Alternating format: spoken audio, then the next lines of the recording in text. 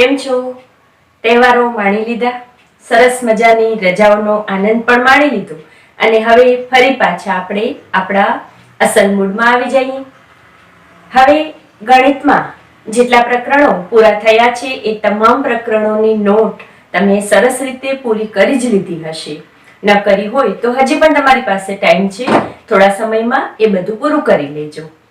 હવે આપણે જે નવું પ્રકરણ શરૂ કરીએ એના પહેલા આજે આપણે વાત કરીએ આપણી જે એકમ કસોટી લેવાય એ એકમ કસોટીના સોલ્યુશનની. ઘણી બધી દીકરીઓનો મેસેજ આવતો હતો કે અમુક દાખલો જે છે એ મારે શીખવો છે. તો અલગ અલગ દીકરીઓના અલગ અલગ મેસેજ જોઈ અને એના કરતાં એવું લાગ્યું કે દરેકને પર્સનલ જવાબ આપું એ કરતાં આપણે એક સાથે અત્યારે બધા જ જે પ્રશ્નો છે એનું સોલ્યુશન લઈ લઈએ. હા, ખાસ યાદ રાખજો કે આ એકમ કસોટીનું સોલ્યુશન તમારે તમારી પાકી નોટમાં લખવાનું છે, બરાબર છે? તો ચાલો મારી સાથે તમારી નોટ ખોલો. તમારી પાસે એકમ કસોટી તમારા મોબાઈલમાં પણ હશે. એનું પેપર ખોલો અને એનો જવાબ આપણે અત્યારે સાથે એમાં લખતા જઈએ. હું તમને એનું સોલ્યુશન પણ આપતી જાઉં છું. પહેલો જે પ્રશ્ન હતો એ પ્રશ્ન એવો હતો કે જેમાં આપણે માગ્યા મુજબ ઉત્તર આપવાના હતા. કુલ ગુણ 5, બરાબર. હવે આ દરેક પ્રશ્ન જે છે એ એક એક ગુણનો હતો. પ્રશ્ન નંબર 1 થી 5. તો પ્રશ્ન પહેલો આવો હતો કે જો ગુસા 25 15 બરાબર 4x વત્તા 1. ગુસા 25 15 બરાબર 4x વત્તા 1.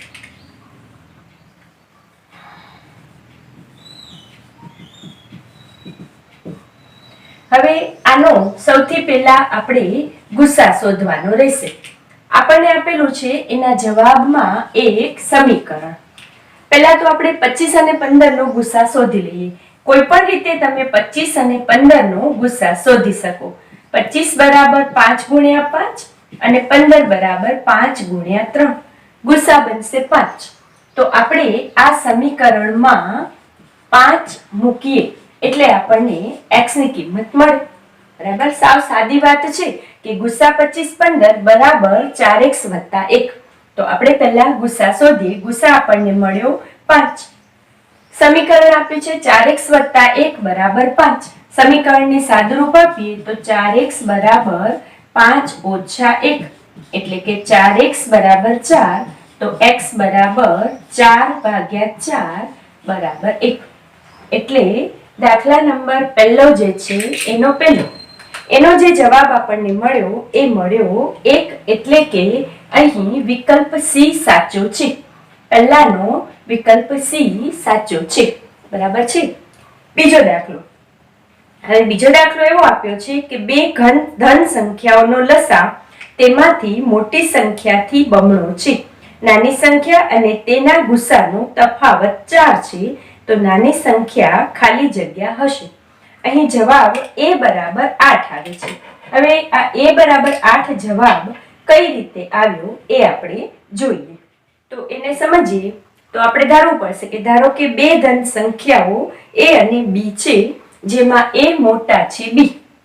ધારો કે બે ધન સંખ્યાઓ a અને b છે, એમાં a મોટા છે b. હવે અહીં આપણને એવું આપેલું છે કે લસા એ જે છે એ મોટી સંખ્યાથી બમણો છે. લસા મોટી સંખ્યાથી બમણો છે મતલબ બનશે કે લસા એ b મોટી સંખ્યાથી બમણો છે એટલે બનશે લસા એ b બરાબર 2a. કારણ કે આપણે અહીંયા મોટી સંખ્યા ધારી છે a ને અને આ નાની સંખ્યા છે, બરાબર. હવે એવું આપેલું છે કે ગુસા અને લસા છે એનાથી મોટી સંખ્યાથી બમણો. હવે આપણા મૂળ સૂત્ર ઉપર આપણે આવીએ તો મૂળ સૂત્ર આપણું આવું છે કે લસા એ b ગુણ્યા ગુસા એ b બરાબર આપેલી સંખ્યા a ગુણ્યા b, બરાબર. તો હવે આ જે છે એમાં આપણે કિંમત મૂકી દઈએ. ગુસા એ b ગુણ્યા લસા એ b બરાબર a ગુણ્યા b. એટલે આપણી પાસે લસા એ b ની કિંમત આપેલી છે, બરાબર. સમજો લસા એ b ની કિંમત છે 2a. તો હું અહીંયા એની કિંમત મૂકું છું. ગુસા એ b અહીંયા લસાની કિંમત મૂકી દઉં છું. શું મળશે? 2a બરાબર a ગુણ્યા b બરાબર છે। હવે આ 2a ને સામેની બાજુ લઈ જાઉં છું તો મળશે ગુસા ab બરાબર a ગુણ્યા b ગુણ્યા 1/2a એટલે કે છેદમાં 2a કારણ કે અહીંયા ગુણાકારમાં છે તો સામે જશે ભાગાકારમાં બરાબર। હવે આ a અને a ઉડી જશે આપણને જવાબ મળશે b ના છેદમાં 2 બરાબર છે। હવે આ b ના છેદમાં 2 આપણને શું મળ્યું તો આપણને મળ્યું ગુસા ab બરાબર b ના છેદમાં 2। હવે આપણને આપ્યું છે કે નાની સંખ્યા અને તેના ગુસાનો તફાવત 4 છે।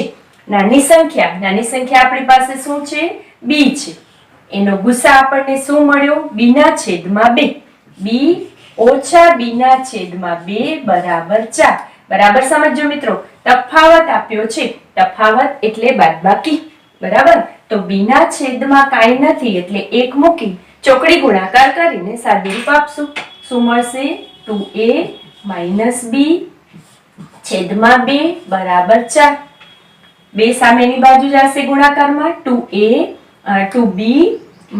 - b એટલે કે થઈ જશે b અને 2 ગુણ્યા 4 એટલે જવાબ મળશે 8 તો b બરાબર 8 બરાબર છે। તો આ દાખલો એનો જવાબ આપણને મળશે પ્રશ્ન પહેલાનો બીજો વિકલ્પ a બરાબર 8 આનો જવાબ મળશે એટલે પહેલો વિકલ્પ અહીંયા સાચો છે a 8 બરાબર। તો બીજા દાખલાનો જવાબ આપણને મળશે b બરાબર 8 એટલે પહેલો વિકલ્પ a બરાબર a 8। હવે વાત કરીએ એના પછી દાખલા નંબર 3 ની ત્રીજો દાખલો જે છે એમાં એવું આપેલું છે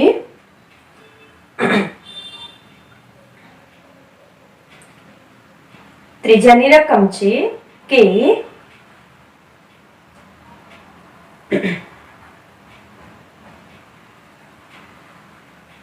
વિધાન ખરા છે કે ખોટા તે જણાવો। હવે વિધાન ખરા કે ખોટા એમાં પહેલું વિધાન જે છે એ પહેલું વિધાન ખરું બનશે। શા માટે ખરું બનશે કારણ કે વિધાન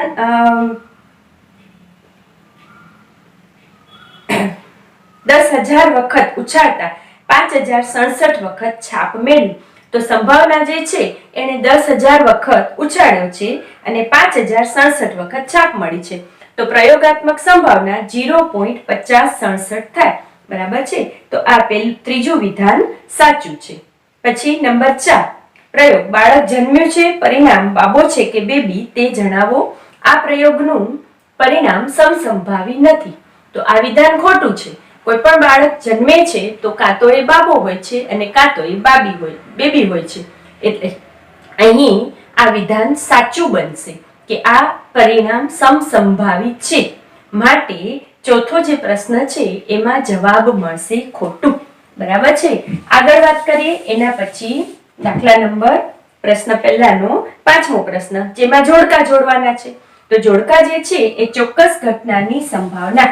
હવે આ પણ તમે સંભાવનામાં શીખીને આવ્યા છો કે ચોક્કસ ઘટનાની સંભાવના અને એટલે કે શક્ય અને અશક્ય ઘટનાની સંભાવના તો સંભાવના હંમેશા 0 અને 1 ની વચ્ચે હોય તો પાંચમા પ્રશ્નનો જવાબ થશે કે ચોક્કસ ઘટનાની સંભાવના 1 એટલે પહેલા સામે d અને અશક્ય ઘટનાની સંભાવના એટલે કે 0 તો બીજાની સામે જવાબ મળશે c બરાબર છે। તો આ આપણા થયા પહેલા પ્રશ્ન જેમાં માગ્યા મુજબ ઉત્તર આપવાના હતા અને એનો જવાબ આપણે મેળવ્યો એ જવાબ આપણને મળ્યો। તો દરેક પ્રશ્નનો એક ગુણ છે મિત્રો અહીં ખાસ યાદ કરાવી દઉં કે જો શક્ય હોય તો ત્યાં જ્યાં રીત આવતી હોય ત્યાં રીત તમારે કરીને બતાવવાની કારણ કે બોર્ડનો નિયમ છે કે એક ગુણનો પણ દાખલો હોય એમાં પણ જો તમે રીત સાચી કરી હોય તો તમને અડધો ગુણ પણ મળી શકે છે બરાબર છે। તો રીત જો આપણને આવડતી હોય તો કરીને ત્યાં જ કરીને બતાવવાની આપણે આમે રફમાં તો રીત કરવી પડે છે તો એ રીત આપણે અહીંયા કરીને બતાવી શકીએ બરાબર। હવે વાત કરીએ દાખલા નંબર 2 પ્રશ્ન બીજો એવો છે કે જેમાં ગણતરી કરીને જવાબ આપવાના છે દરેકના 2 ગુણ છે તો 2 ગુણનો પ્રશ્ન છે એટલે દરેકમાં આપણે ગણતરી કરીને બતાવવી પડશે। પહેલો દાખલો એવો છે કે 3 વિદ્યાર્થીઓના સમૂહમાં 2 વિદ્યાર્થીઓનો જન્મદિવસ સમાન હોય તેની સંભાવના 0.008 છે તો વિદ્યાર્થીઓનો જન્મદિવસ સમાન ન હોય તેની સંભાવના કેટલી? હવે અહીંયા સંભાવનામાં તમે શીખ્યા છો કે PA વત્તા PA12 બરાબર 1. બરાબર. હવે એક સંભાવના આપણને આપેલી છે. શું સંભાવના આપી છે? કે એક જન્મદિવસ સંભાવના સમાન હોવાની સંભાવના 0.008.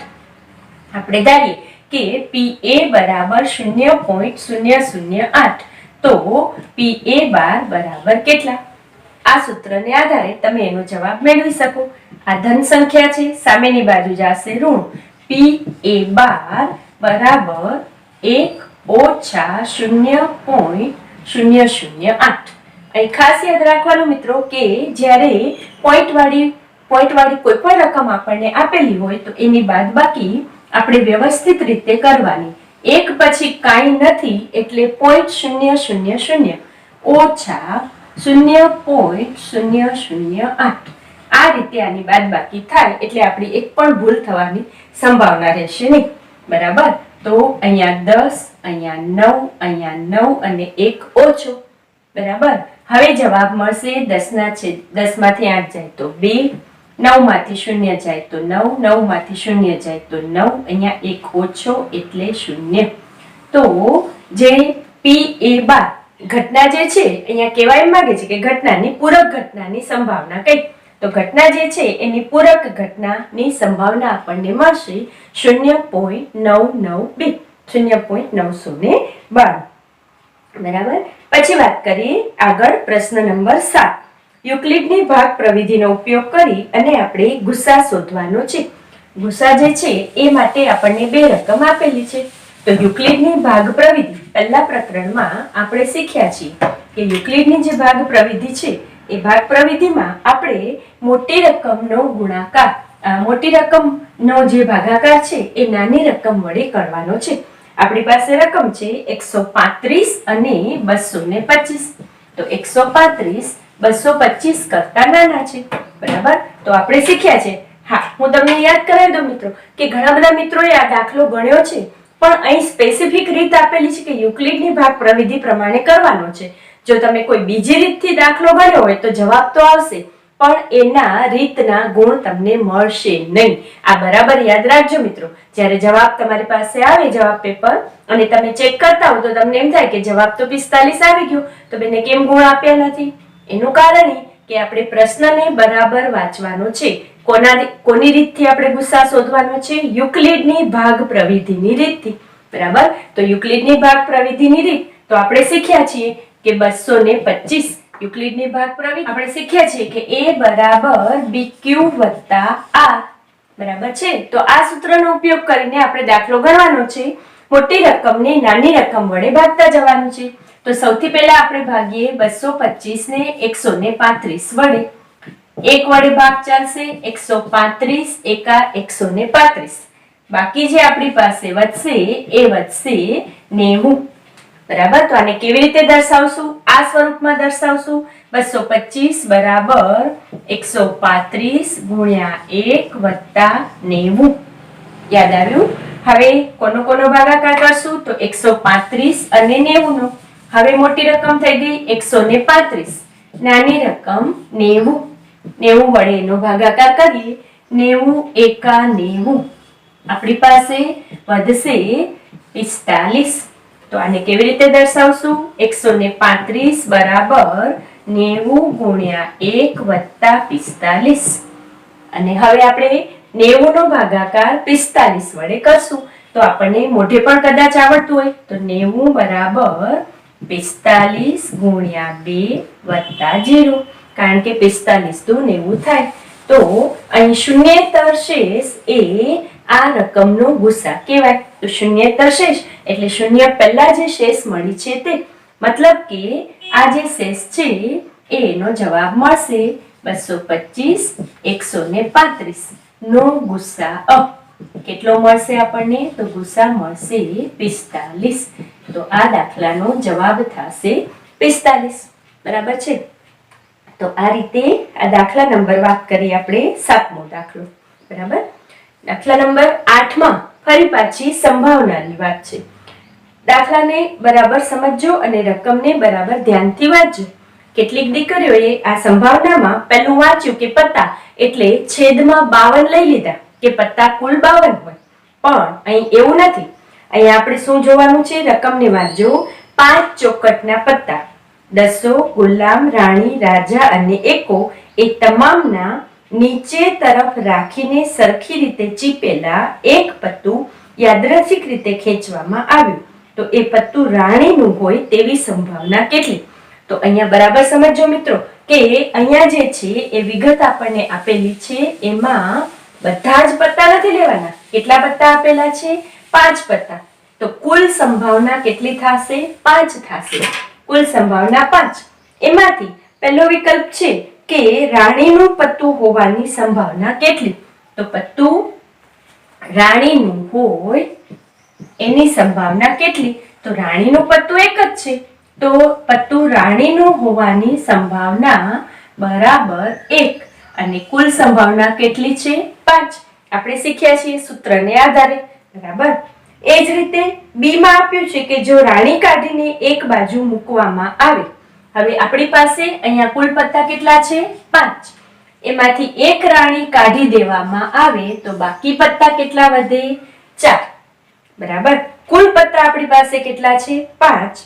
એક પત્તું કાઢી દેવામાં આવે અને બીજું પત્તું ખેંચવામાં આવે તો એમાં એકો હોવાની સંભાવના કેટલી? તો એકો હોવાની સંભાવના. બરાબર. તો એ જવાબ આપણને મળશે. ફરીથી પ્રશ્નને વાંચીએ. જો રાણી કાઢીને એક બાજુ મૂકવામાં આવે અને બીજું પત્તું કાઢવામાં આવે તો એકો હોવાની સંભાવના. તો બાકી જે પત્તા આપણી પાસે વધ્યા 4 એટલે 4/5. બરાબર. તો આ આપણે વાત કરી દાખલા નંબર 8 ની. બરાબર. અહીંયા તમને એક ગુણ આનો છે અને એક ગુણ આનો છે. બરાબર. તો આ પ્રશ્ન જે છે એનો જવાબ તમને મળી ગયો હશે. એના પછી વાત કરીએ દાખલા નંબર 9 માં. 9મા દાખલામાં બે દાખલા આપેલા છે અથવામાં છે. કોઈ પણ એક દાખલો તમારે ગણવાનો છે જેમાં છે સાબિત કરો. સાબિત કરોનો દાખલો છે એ પણ આપણે પ્રકરણ 1 માં શીખ્યા છીએ. સમય અને અસમય સંખ્યા હું ફરીથી તમને યાદ કરાવી દઉં કે a છેદ b સ્વરૂપમાં દર્શાવી શકાતું હોય એ સંખ્યાઓ સમય કહેવાય અને a છેદ b સ્વરૂપમાં ન દર્શાવી શકાતું હોય એ સંખ્યાઓ કેવી કહેવાશે? અસમય. આપણી પાસે રકમ આવી છે કે 3 + 2 વર્ગમૂળ 7 અસમય છે એવું સાબિત કરવાનું છે. તો આપણે શીખ્યા હતા કે જે સાબિત કરવાનું છે એનું વિરુદ્ધનું આપણે ધારશું. તો ધારો કે 3 + 2 વર્ગમૂળ 7 સમય છે. આપણે વાત કરીએ છીએ પ્રશ્ન નંબર 9 ની. બરાબર છે. હવે આ 9મો પ્રશ્ન જે છે એમાં એવું આપ્યું છે કે 3 + 2 વર્ગમૂળ 7 અસમય છે. મિત્રો અહીં ફરી યાદ કરાવી દઉં કે આ બધી જ વિગતો તમારે લખવી જરૂરી છે. કેટલીક દીકરીઓએ વિગત લખી નથી તો વિગત ન લખી હોય તો વિગત ન લખ્યાના માર્ક કપાઈ જશે. બરાબર. એટલે જરા તમે યાદ કરી લેજો કે તમે દાખલો કઈ રીતે કર્યો છે. હા, તો એ રીતે એમાં સુધારો તમારે જો કરવાની જરૂર હોય તો યાદ રાખી લેજો અને અત્યારે જ્યારે નોટમાં ગણો ત્યારે એ પ્રમાણે સુધારીને દાખલો ગણજો. બરાબર. તો 3 + 2 વર્ગમૂળ 7 સમય છે. હવે જો એ સમય હોય તો એને a છેદ b સ્વરૂપે દર્શાવી શકાય. તો બરાબર a/b આ રીતે લખી શકાય. બરાબર. હવે +3 ને હું સામેની બાજુ લઈ જાઉં તો 2 વર્ગમૂળ 7 બરાબર a/b - 3. બરાબર. આને હું સાદુરૂપ આપું તો જવાબ મળશે 2 વર્ગમૂળ 7 બરાબર ચોકડી ગુણાકાર કરતા a - 3b/b. હવે આ વર્ગમૂળ વાળી રકમને એકલી રાખવી છે. બે ગુણાકારમાં છે તો સામેની બાજુ જાય ભાગાકારમાં. a - 3b/2b. બરાબર. તો અહીંયા જે જવાબ મળ્યો આ વર્ગમૂળ 7 એ કેવી સંખ્યા છે? આપણે સૌ જાણીએ છીએ કે વર્ગમૂળમાં 7 હોય એ કેવી સંખ્યા કહેવાય? અસમય. અને અહીંયા જે સામે સંખ્યા મળી છે કેવી મળી છે? અંશ અને છેદ સ્વરૂપે a - 3b/2b. તો એ સંખ્યા કેવી થઈ ગઈ? સમય. બરાબર. તો આ બે જવાબ જે છે એ સમાન કહી શકાય? ન કહી શકાય. એટલે કે આપણી ધારણા ખોટી છે. કઈ ધારણા ખોટી છે? 3 + 2 વર્ગમૂળ 7 સમય છે એ ધારણા ખોટી છે. માટે સાબિત થાય છે કે 3 + 2 વર્ગમૂળ 7 અસમય છે. બરાબર. તો આવો દાખલો આપણે પ્રકરણ 1 માં કર્યો છે, તમે જોયો હશે એ. બરાબર. અને અત્યારે મેં ગણીને પણ બતાવ્યો છે, તમે તમારી નોટમાં સાથે ઉતારી લેશો. એના અથવામાં પણ એવો જ દાખલો છે, પણ એમાં માત્ર એક રકમ છે. શું આપેલું છે? તો સાબિત કરો કે વર્ગમૂળ 5 અસમય સંખ્યા છે. તો અહીં ફરી પાછું આપણે એ જ કરશું. શું કરશું? કે ધારો કે વર્ગમૂળ 5 કેવી સંખ્યા છે? સમય સંખ્યા છે.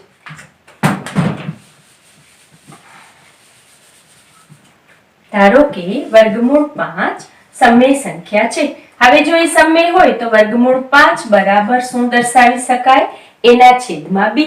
એટલે કે આને હું સામેની બાજુ લઈ આવું તો a બરાબર વર્ગમૂળ 5b. બરાબર. આ દાખલો આપણે ગણેલો છે, તમે યાદ કરશો, તમારી નોટ ખોલશો તો તમને ખ્યાલ આવશે. a બરાબર વર્ગમૂળ 5, એને હું વર્ગ કરી નાખું તો a વર્ગ બરાબર 5b વર્ગ. બરાબર. હવે આપણે ધારીએ કે ધારો કે b બરાબર c, તો b નો વર્ગ બરાબર c નો વર્ગ. ત્રીજી કોઈ સંખ્યા આપણે લઈએ. બરાબર. હવે અહીંયા b વર્ગમાંથી હું એની કિંમત મૂકી દઉં તો આ 5 છે, ગુણાકારમાં સામે જાય તો ભાગાકારમાં. એટલે b વર્ગની કિંમત આના આધારે મને શું મળી? a વર્ગના છેદમાં 5. બરાબર. તો b વર્ગ બરાબર a વર્ગના છેદમાં 5 બરાબર c વર્ગ. બરાબર. હવે હું c વર્ગ છે એને હું વર્ગમૂળ કરી નાખું તો c બરાબર મને મળશે એના છેદમાં વર્ગમૂળ 5. બરાબર. હવે હું આની અદલા બદલી કરી નાખું તો વર્ગમૂળ 5 બરાબર એના છેદમાં c. ફરી પાછું આગળના દાખલા જેવું થયું. વર્ગમૂળ 5 કેવી સંખ્યા છે? અસમય. અને એના છેદમાં c કેવી સંખ્યા છે? સમય. તો આ બંને જવાબ સમાન નથી. બરાબર. એટલે ફરી પાછું આપણી ધારણા વર્ગમૂળ 5 સમય છે એ ખોટી પડે છે. માટે મૂળ ધારણા જે છે, એટલે કે જે સાબિત કરવાનું છે કે વર્ગમૂળ 5 અસમય સંખ્યા છે. એટલે સુધી પૂરી વિગત તમારે તમારી નોટમાં દર્શાવવાની છે, ત્યારે તમને એના 2 ગુણ મળશે. બરાબર મિત્રો. હું ફરીથી તમને યાદ કરાવી દઉં કે ખાસ યાદ રાખજો કે આપણે જે વિગત દર્શાવવાની છે એ વિગત આપણે પૂરેપૂરી દર્શાવવાની રહેશે. એના પછીનો દાખલો 10મો, એની વાત કરીએ તો દાખલા 10 માં એવું આપેલું છે કે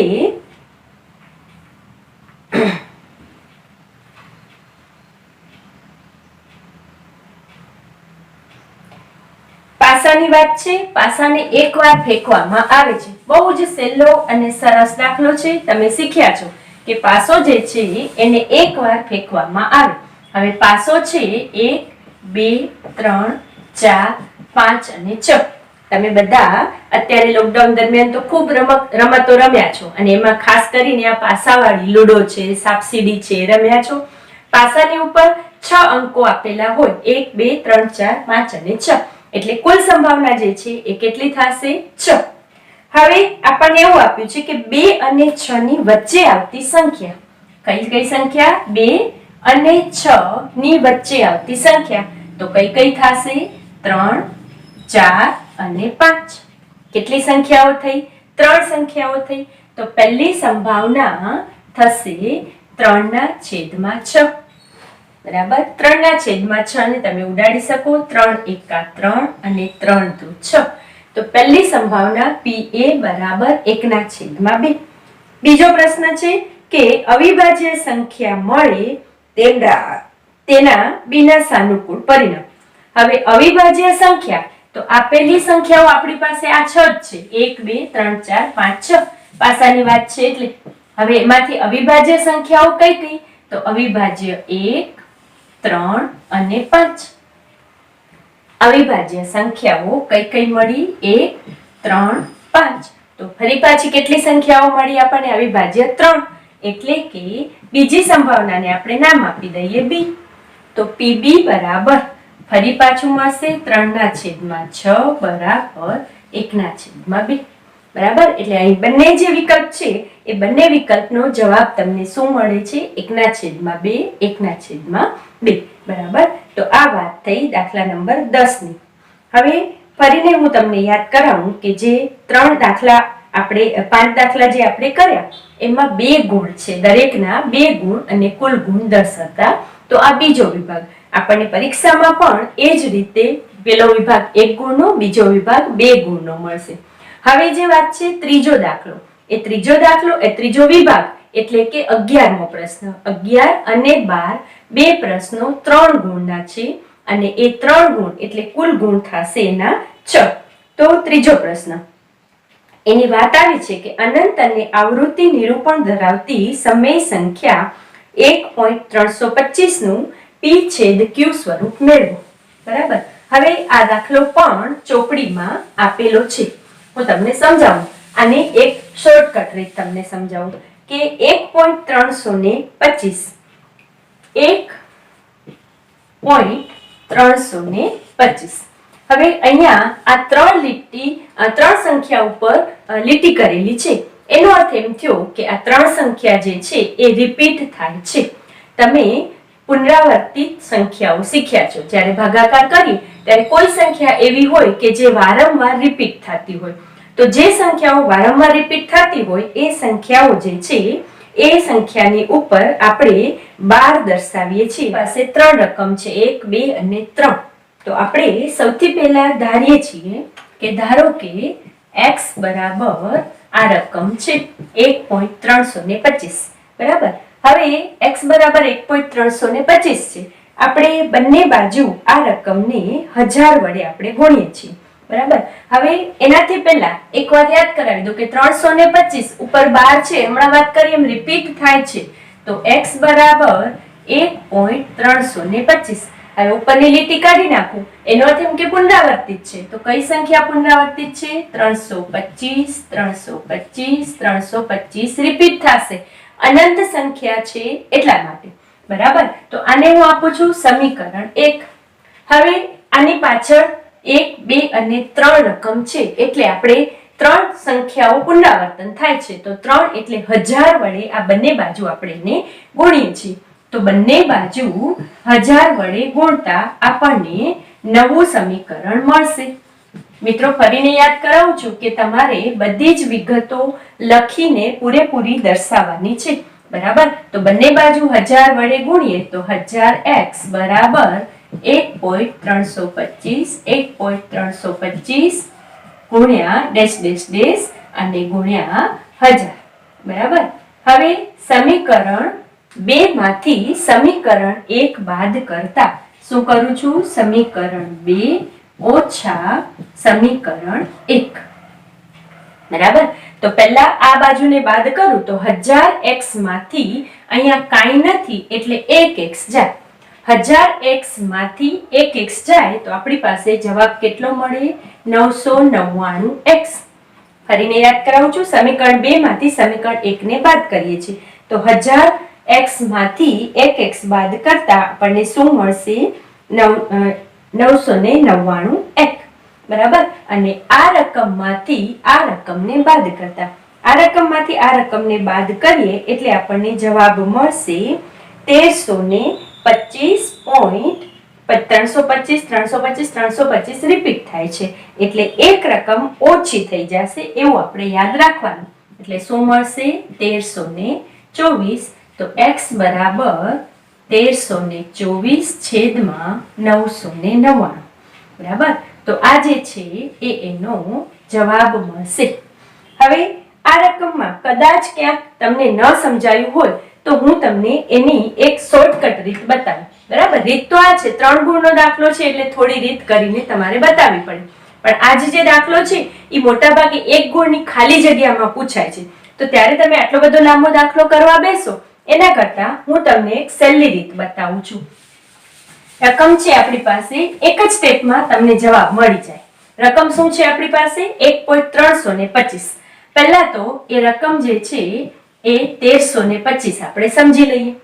પાછળ કેટલી રકમ ઉપર લીટી છે? 3 રકમ ઉપર લીટી છે, તો છેદમાં 3 9 આવી. એક વસ્તુ યાદ રાખવાની, બરાબર. હવે બીજું કે કેટલી રકમ ઉપર લીટી નથી? તો 1 ઉપર લીટી નથી, તો 1325 માંથી 1 બાદ થાય તો કેટલો જવાબ મળે? 1324. તો અંશ આપણને મળશે 1324 ભાગ્યા છેદ મળશે 999. એક જ સ્ટેપમાં જવાબ મળી ગયો. દાખલો લાંબો તમારે કરવાની જરૂર નહીં પડે. એની સાથે બીજા 2-3 ઉદાહરણો તમને સમજાવી દઉં કે ધારો કે આ જે રકમ છે એ રકમમાં 1325 એવું આપ્યું છે ને, તો 1.325 આવું આપેલું હોય એ જ રકમ, બરાબર સમજજો. અને શું આપેલું છે કે 2 રકમ ઉપર લીટી આપેલી છે, 12 છે, 25 રિપીટ થાય છે, તો 2 રકમ ઉપર લીટી આપેલી છે એટલે એનો છેદ કેટલો બનશે? 99. બરાબર. હવે પોઈન્ટ પછી જેટલી રકમ ઉપર લીટી નથી એટલા મીંડા, બરાબર સમજો કે આમાં પોઈન્ટ પછી બધી રકમ ઉપર લીટી હતી એટલે આપણે કોઈ છેદમાં શૂન્ય કર્યો નહોતો. 2 રકમ પછી જેના પર લીટી નથી તે શૂન્ય, એટલે આનો છેદ નક્કી થઈ ગયો 990. હવે અંશ માટે શું કરવાનું? તો આખી રકમ જેના ઉપર લીટી નથી એટલા બાદ કરવાના. કોના પર લીટી નથી? 13 પર લીટી નથી, તો 13 બાદ કરવાના. કેટલો જવાબ મળ્યો? 1312. તો જો 2 રકમ રિપીટ થતી હોય તો એનો જવાબ તમને મળે 1312/990. આ ઉદાહરણથી હું તમને સમજાવું છું, સમજો. હવે ધારો કે કોઈ રકમ છે, આ જ રકમ ઉપર હું તમને સમજાવું છું, એમાં માત્ર 1 રકમ ઉપર લીટી છે, બરાબર. 1 પોઈન્ટ પછી 1 રકમ ઉપર લીટી છે એટલે 1 9. કેટલા પર લીટી નથી? પોઈન્ટ પછી 1 અને 2 ઉપર લીટી નથી, તો જવાબ મળે 900. અંશમાં શું કરવાનું છે? તો જે રકમ આપણી પાસે છે 1325, કેટલી રકમ ઉપર લીટી નથી? 1 3 2, 132 આમાંથી બાદ થાય. 5 માંથી 2 જાય તો 3, 12 માંથી 3 જાય તો 9, 2 માંથી 1 જાય તો 1 અને 1. 1193 છેદમાં 900. ફરીને યાદ કરાવું. 3 ઉપર લીટી તો છેદમાં 3 નવડા, 1 ઉપર લીટી તો છેદમાં 1 નવડો, 2 પર લીટી નથી એટલે 2 મીંડા. આ શોર્ટકટ રીત છે મિત્રો, કોઈ સ્પેશિયલ સાબિત કરેલી સૈદ્ધાંતિક એવી કોઈ રીત નથી. 1 ગુણનો દાખલો પૂછાય તો આ શોર્ટકટ રીતનો ઉપયોગ કરી અને તમે 1 જ મિનિટમાં આનો જવાબ તમે આપી શકો, એટલા માટેની આ રીત છે. તો આ સ્વાધ્યાયમાં આની વધારે પ્રેક્ટિસ નથી, પણ એના જેવા બીજા દાખલા તમે તમારી રીતે આવી રકમ બનાવી અને એની પ્રેક્ટિસ કરી શકો. હા, છેલ્લે એટલું કહી દઉં કે આ જે છેલ્લો જવાબ આવે એમાં જો કોઈ રકમ ઉડી શકતી હોય તો ઉડાડ. દાખલા કે આમાં છેલ્લે 3 છે અને 900 છે, તો કદાચ એને તમે ભાગાકાર વડે ઉડાડી શકતા હો તો ઉડાડી શકાય, બરાબર. પણ એનો જે મૂળ જવાબ છે એ આ રીતે મળે. હવે તમને ખ્યાલ આવ્યો કે આ 3 ગુણનો દાખલો હતો, તો એમાં તમે એને x બરાબર ધારીને 1000x કરી બાદબાકી કરી અને જવાબ મેળવ્યો. તો આ રીતે પણ એ દાખલો તમે કરી શકો, બરાબર. હવે વાત કરીએ એના પછીનો પ્રશ્ન, પ્રશ્ન નંબર 12. એ પણ 3 ગુણનો છે. અહીંયા પણ હું ફરીને તમને યાદ કરાવું છું મિત્રો કે જે દાખલા 2 અથવા 3 ગુણમાં છે એ દાખલામાં જો રીત આવતી હોય તો એ રીત તમારે લખવી પડે. બધી જ રીત તમારે લખવી પડે. જો દાખલામાં તમે રીત ન લખો તો તમારા માર્ક્સ એના પ્રમાણે કપાઈ જાય, બરાબર છે. દાખલા તરીકે 12મો દાખલો એવો છે કે જેમાં એક ભૂરો અને એક રાખોડી એમ 2 પાસાને એક સાથે ઉછાળવામાં આવે છે. તો પહેલી વસ્તુ તો એ કે બંને પાસા સાથે ઉછાળવામાં આવે છે. હવે બંને પાસા જ્યારે સાથે ઉછાળવામાં આવે છે ત્યારે તમારે એ પાસાને, હા, તો આ મેં અથવાનો દાખલો છે એ આપણે કરી લઈએ, પછી બાકી બીજો દાખલો આપણે કરીએ કે એક ભૂરો અને એક રાખોડી 2 પાસાને ઉછાળવામાં આવે છે. હવે 2 પાસા એક સાથે ઉછાળવામાં આવે છે. મિત્રો બરાબર સમજો, 3 ગુણનો દાખલો છે. 2 પાસા એક સાથે ઉછાળવામાં આવે છે. તો પહેલા તો એના શક્ય પરિણામો આપણે લેવા પડશે, બરાબર. હવે શક્ય પરિણામો, પાસો તો બે પાસાને સાથે ઉછાળીએ તો શક્ય પરિણામો 1 1 1 2 1 3 1 4 1 5 અને 1 6 બરાબર। તો એ જ રીતે આગળ વધતા પછી લઈએ 2 1 2 2 2 3 2 4 2 5 2 6 એ જ રીતે 3 1 3 2 3 3 3 4 3 5 3 6 એ જ રીતે 4 1 4 2 4 3 4 4 4 5 4 6 5 1 5 2 5 3 5 4 5 5 5 6 એ રીતે કરતા છેક સુધી જ્યારે આપણે લઈએ ત્યારે આપણને કુલ પરિણામો જે મળશે એ કેટલા મળશે 36 મળશે। તો આ બધા જ પરિણામો સૌથી પહેલા તમારે દર્શાવવાના, બરાબર। કુલ પરિણામો જે છે એ તમારે પહેલા દર્શાવવાના, જેનો એક ગુણ છે। હવે દાખલો મૂળ શરૂ થાય છે આપણો કે કુલ સંભાવના આપણે શોધી લીધી 36। હવે બંને પાસા પરની સંખ્યાનો સરવાળો 8 આવે તેની સંભાવના, બરાબર સમજો। બંને પાસા પરની સંખ્યાનો સરવાળો 8 આવે, દાખલા તરીકે પહેલી જે રકમ છે ઈ પહેલો કાંસ તમારી પાસે છે 1 1, આ બે નો સરવાળો કરો તો જવાબ કેટલો મળે 1 + 1 એટલે 2। તો એ આમાં આવે નહીં, આપણે શું લેવાનું છે બંને પાસાનો સરવાળો કરતા, તો 2 6 થશે, જેનો સરવાળો 6 ને 2 8 થશે, બરાબર। બીજું લેશું અનુકૂળ પરિણામ, તો 3 5, 5 અને 3 નો સરવાળો 8, બરાબર। ત્રીજું સાનુકૂળ પરિણામ કયું આવશે 4 અને 4, જેનો સરવાળો 8। પછીનું પરિણામ આવશે 5 અને 3, અને પછીનું પરિણામ આવશે 6 અને 2। આટલા કાઉન્સ જે છે એનો ટોટલ સરવાળો તમને મળે છે 8, બરાબર। તો કેટલા કાઉન્સ થયા 1 2 3 4 અને 5, કેટલા કાઉન્સ થયા 5 કાઉન્સમાં ટોટલ સરવાળો જે છે એ મળે છે આપણને 8। તો પહેલી જે સંભાવના છે કે બંને પાસા પર સંખ્યાનો સરવાળો 8 આવે એને આપણે કહી દઈએ છે PA, PA બરાબર 5 ના છેદમાં 36, બરાબર। 1 2 3 4 અને 5, તો પહેલો જે જવાબ આપણને મળશે PA બરાબર 5 ના છેદમાં 36। બીજો જવાબ 12 કે તેનાથી નાનો સરવાળો મળે। હવે 12 કે તેનાથી નાનો સરવાળો, ફરી આપણે યાદ કરીએ કે આપણી પાસે જે કાઉન્સ છે એ કાઉન્સમાં છે 1 1 થી શરૂ કરી અને છેલ્લો જે જવાબ હતો એ 6 6 હતો, બરાબર। હવે દરેકનો સરવાળો કરીએ તો આનો સરવાળો 1 + 1 એટલે 2, 2 + 1 એટલે 3, 3 + 1 એટલે 4, આ રીતે તમે સરવાળો કરશો તો 12 અથવા 12 થી નાનો, આપણે સૌથી છેલ્લો કાઉન્સ જોઈએ 6 6, છેલ્લો કાઉન્સ 6 ને 6 12 મળે છે। એનો અર્થ એમ થયો કે અહીંયા બધી જ સંખ્યાઓ મતલબ કે બધા જ જે કાઉન્સ છે એનો જવાબ આપણને 12 અથવા 12 થી ઓછો મળે છે। પરિણામે બીજી જે સંભાવના છે એને નામ આપણે આપીએ PB। તો બધી જ સંભાવના એટલે 36 ના છેદમાં 36 બરાબર 1, જેનો જવાબ મળશે 12, બરાબર। તો આ થયું। હવે એના ઓપ્શનમાં એનાથી પહેલાનો જે દાખલો છે એ બાકી રહી ગયો, એની આપણે વાત કરીએ। એ દાખલો જે છે એ આવો આપેલો છે કે એક ખોખામાં 1 થી 90 સુધી અંક લખેલ 90 ગોળ તકતીઓ છે। મિત્રો બરાબર યાદ રાખજો 1 થી 90 છે, એટલે અહીંયા પહેલી જે સંખ્યા છે ને ઈ છે 1 અને છેલ્લી સંખ્યા છે ને ઈ 90 છે, બરાબર। હવે એ સંખ્યા તમને આવડે છે, પહેલી 1 છે અને છેલ્લી 90 છે, બરાબર સમજો। પહેલી વિગત આપણને આપેલી છે કે એના ઉપર 2 અંકની સંખ્યા આવે તેની સંભાવના। હવે 90 સુધીની ગોળ તકતીઓ છે એનો અર્થ એમ કે કુલ સંભાવના આપણને કેટલી થઈ ગઈ 90, બરાબર। કુલ પરિણામો કેટલા મળશે 90।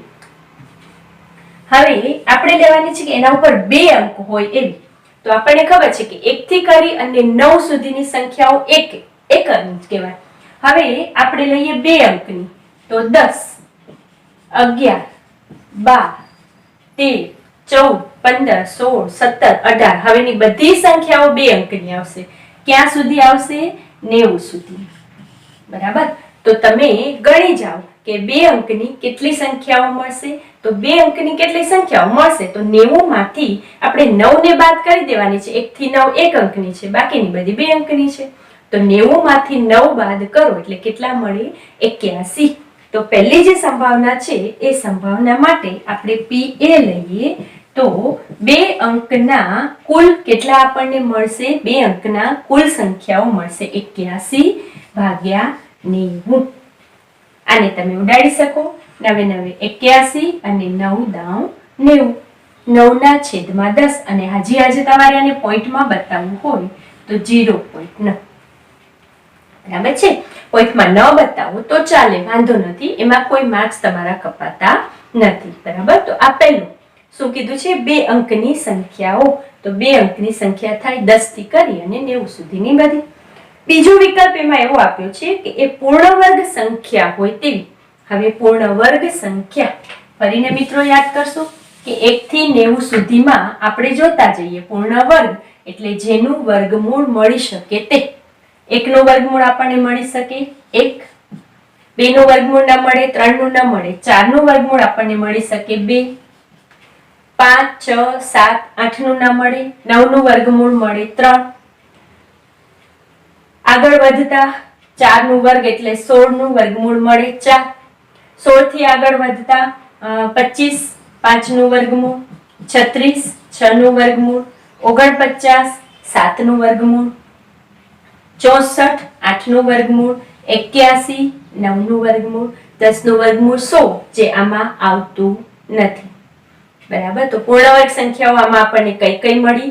1, 4, 9, 16, 25, 36, 49, 64 અને 81. મતલબ કે કેટલી મળી? 1, 2, 3, 4, 5, 6, 7, 8 અને 9. પૂર્ણ વર્ગ સંખ્યાઓ મળવાની સંભાવના જેને આપણે કહીએ PB બરાબર 9 ના છેદમાં 90. એને તમે ઉડાડી શકો. 1 ના છેદમાં 10 પોઈન્ટમાં જવાબ આપે 0.10. બરાબર? તો બીજો જવાબ આપણને મળ્યો. અહીં 3 જવાબ મેળવવાના છે. ત્રણેય જવાબનો એક એક ગુણ છે એ યાદ રાખશું. ત્રીજો જવાબ મેળવવાનો છે આપણે. તો ત્રીજો છે કે 5 વડે વિભાજ્ય હોય તેવી સંખ્યાઓ. બરાબર મિત્રો? 5 વડે વિભાજ્ય હોય. હવે 5 વડે વિભાજ્ય હોય એનો મતલબ એમ કે 5 ના અવયવી હોય તે. હવે આપણે શરૂ કરીએ તો 5 વડે વિભાજ્ય એટલે 5 એકા 5, 5 દુ 10, 5 તેરી 15, 5 ચોક 20, 5 પચું 25, 5 છક 30, 5 સત્તા 35, 5 અઠ્ઠા 40, 5 નવા 45. બરાબર? 5 દાવ 50, 11 પચા 55, 12 પચા 60, 12 એ જ રીતે આગળ આગળ આગળ આપણે કરતા આપણને કુલ કેટલી સંખ્યાઓ મળશે? તો પછી આગળ લઈએ. 12 પચા 60, 13 પચા 65, 14 પચા 70, 15 પચા 75, 16 પચા 80, 17 પચા 85 અને 18 પંચા 90.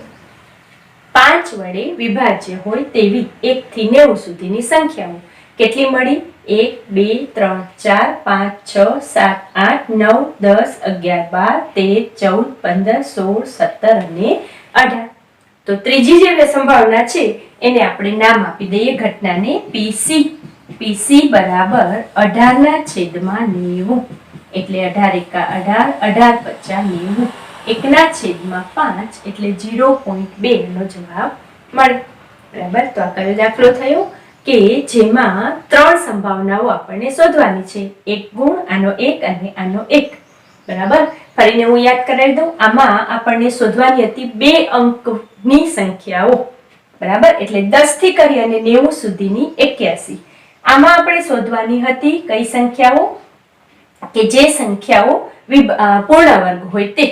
અને આમાં આપણે શોધવાની હતી 5 વડે વિભાજ્ય હોય તેવી સંખ્યાઓ. બરાબર? તો તમારી નોટમાં પૂરી વિગત સાથે દર્શાવી અને પૂરો દાખલો ગણી લેશો. હવે જે વાત કરવાની છે એ છેલ્લો દાખલો પ્રશ્ન નંબર 13મો.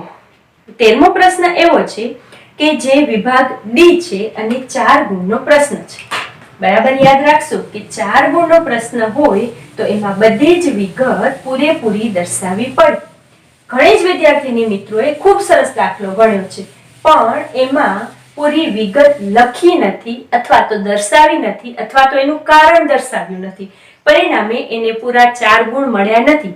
બરાબર સમજો. દાખલો સાચો હોવા છતાં એને 4 ગુણ પૂરા મળ્યા નથી, કારણ કે એણે એ જે દાખલો છે એ દાખલામાં વિગત દર્શાવી નથી. ફરીને હું યાદ કરાવીશ કે 2 ગુણ, 3 ગુણ અને 4 ગુણના દાખલામાં આપણે યાદ રાખવાનું કે વિગત દર્શાવવી જરૂરી. આ જે દાખલો છે એ દાખલો આપણે સ્વાધ્યાયમાં કરેલો છે. સ્વાધ્યાયમાં આ દાખલો આપેલો છે. તમને હું ફરીથી યાદ કરાવી દઉં કે રકમ એવી આપેલી છે કે આ જે સંખ્યાઓ છે એ સંખ્યાઓ વિભાજ્ય છે એવું શા માટે કહી શકાય એ આપણે સમજાવવાનું છે. અહીંયા જે રકમ છે આપણી પાસે 2 દાખલા છે. એક હું સમજાવું છું, બીજો પછી તમે એ રીતે જાતે કરી શકશો. અને આ જે પહેલો દાખલો છે એ પણ આપણે આપણા સ્વાધ્યાયમાં કરેલો છે. તમે નોટ ખોલશો તો તમને યાદ આવશે. સ્વાધ્યાયમાં આ દાખલો કરેલો છે. હું ખાલી રિપીટ તમને યાદ કરાવું છું કે આ કોઈ પણ સંખ્યાઓ જે છે એ વિભાજ્ય સંખ્યા છે એવું સાબિત કરવાનું છે. રકમ આપણી પાસે આવી છે 7 ગુણ્યા 11 ગુણ્યા 13 વત્તા 13. અહીંયા પહેલી વસ્તુ એ સમજવાની છે કે આપણી પાસે 2 કૌંસ છે. પહેલા કૌંસમાં ગુણાકાર સ્વરૂપે 3 રકમ આપેલી છે અને વત્તા બીજા કૌંસમાં ગુણાકાર સ્વરૂપે 1 રકમ છે. બરાબર. હવે આ બંનેમાંથી 13 ને આપણે કોમન કાઢી શકીએ. તો આપણે 13 ને કોમન કાઢી લઈએ. સાવ જ સહેલો દાખલો છે. આ 13 ને કોમન કાઢી લેતા પહેલા કૌંસમાં આપણી પાસે શું વધ્યું? 7 ગુણ્યા 11 અને વત્તા બીજા કૌંસમાં આપણી પાસે શું વધ્યું? 1. બરાબર સમજો મિત્રો. રકમમાં કૌંસ નથી આપેલો. આપણે સરળતા માટે આ કૌંસને લીધો કે જેથી કરીને આપણે દાખલો ગણવાનો અને સમજવાનો સહેલો પડે. બરાબર. હવે આને હું સાદુરૂપ આપું તો 13 ગુણ્યા 11 ગુણ્યા 7 એટલે કેટલા મળશે? 77 વત્તા 1. 77 અને 1 નો સરવાળો કરો તો કેટલા મળશે? 78. બરાબર. હવે આ જે રકમ છે એ 2 સંખ્યાના ગુણાકાર સ્વરૂપે દર્શાવી શકાય છે. એક સિવાયની કોઈ પણ સંખ્યાઓ, બાકીની 2 સંખ્યાઓ જેના ગુણાકાર સ્વરૂપે તમે દર્શાવી શકતા હો તો આ સંખ્યાઓ વિભાજ્ય છે એમ કહેવાય. બરાબર. તો આ સમજવાની વાત થઈ. હવે આ જ વાક્ય તમારે અહીંયા લખીને દર્શાવવું પડે તમારી નોટમાં કે આ સંખ્યા જે છે એ એક સિવાયની અન્ય બે વિભાજ્ય સંખ્યાઓ, અન્ય 2 સંખ્યાઓના ગુણાકાર સ્વરૂપે દર્શાવી શકાય છે, માટે આ સંખ્યા વિભાજ્ય સંખ્યા છે એમ સાબિત થાય છે. બરાબર. અને ઘણા વિદ્યાર્થી મિત્રો આ એક દાખલો કર્યો છે અને બીજો દાખલો કરતા ભૂલી ગયા છો. હવે આના 4 ગુણ છે. આ દાખલો આખો ગણ્યો હોય પછી અહીંયા પૂરી વિગત લખી હોય ત્યારે એનો 2 ગુણ. એ જ રીતે બીજો દાખલો છે એમાં પૂરી વિગત લખી હોય, દાખલો ગણીને બતાવ્યો, એના બીજા 2 ગુણ છે અને પછી એના કુલ 4 ગુણ છે. તો યાદ કરી લેજો કે તમે કોઈ દાખલો ભૂલી તો નથી ગયા ને. અને હા મિત્રો, એક વસ્તુ યાદ કરાવી દઉં તમને કે ખાસ ધ્યાનમાં રાખવાનું કે જ્યારે આપણે પેપર લખતા હોઈએ ત્યારે વિભાગ આડો અવળો થઈ જાય તો ચાલે, પણ વિભાગની અંદર જે દાખલાઓ છે એ એક સાથે લખવા જરૂરી છે. વિભાગના જે દાખલા છે એક સાથે ગણવા જરૂરી છે. શું કામ? કે જો એ દાખલાઓ જે છે એનો ક્રમ તમારો આડો અવળો થઈ જાય તો તમારા જવાબ ઉપર કે તમારા પરિણામ ઉપર અસર પડી શકે છે. દાખલા તરીકે વિભાગ સી હતો તો વિભાગ સી માં પ્રશ્ન નંબર 11 અને 12, તો 11મો પ્રશ્ન આગળ કર્યો અને 12મો પ્રશ્ન છેલ્લે કર્યો. વાંધો નહીં, જો કદાચ ભૂલાઈ જાય તો કરી નાખવાનો, એમાં કોઈ ડર રાખવાની જરૂર નથી. પણ બને ત્યાં સુધી વિભાગના એક સરખા દાખલા છે એ અલગ ન પડે એવું આપણે ધ્યાનમાં રાખીએ તો શું થાય કે પરીક્ષકને જોવા માટે પણ સરળ પડે અને તમારા જે ગુણ છે એમાં કોઈ ફેરફાર પણ ન આવી શકે. કદાચ ક્યાંય આગળ પાછળ દાખલા થઈ જતા તો ભૂલ થઈ જતી હોય, ચેક કરવામાં રહી જાય, અથવા તો પાછળ દાખલો ગણ્યો હોય તો એ દાખલાના માર્ક્સ ઉમેરવાના રહી જાય. આવું બધું થાય, પરિણામે લોસ તમને જ થાય છે. બરાબર છે. તો આખું એકમ કસોટીનું પેપર તમે તમારી નોટમાં ગણશો. બરાબર. જ્યાં આટલા પ્રકરણો આપણું આગળનું પૂરું થયું છે એના પછી તરત તમે એકમ કસોટીનું સોલ્યુશન અને તારીખ નાખીને. હા, બીજી વસ્તુ યાદ કરાવું કે તમે ઉપર હેડિંગ લખતા ભૂલી ગયા છો. નોટમાં જ્યારે કંઈ પણ કામ આપણે શરૂ કરીએ તો આપણા 3 થી 4 વિષયના હેડિંગ આવવા જોઈએ. જેમ કે ધોરણ 10 તો તમારું છે ગણિત છે, તો વિષય તમારે લખવો પડે વિષય ગણિત, એકમ કસોટી સોલ્યુશન, એકમ કસોટી પછી એની તારીખ, કઈ તારીખે તમારી પરીક્ષા લેવાની છે. મોટાભાગના વિદ્યાર્થી મિત્રોએ તારીખ લખતા ભૂલી ગયા છે, બરાબર. તો આ બધી વસ્તુ બહુ નાની નાની છે, પણ ચોકસાઈ માટે, પરફેક્ટ કામ આપણે હંમેશા કરવાનું, કે જેથી કરીને કામ કરવાની મજા આવે, જોનારને પણ કામ જોવાની મજા આવે અને એક ચોકસાઈનો ગુણ આપણામાં કેળવાય. ગણિત એટલે ચોકસાઈ, અને ચોકસાઈ હંમેશા આપણે રાખવી જોઈએ અને જીવનમાં પણ એ ઉતારવું જોઈએ જે ગણિત આપણને શીખવાડે છે, બરાબર છે.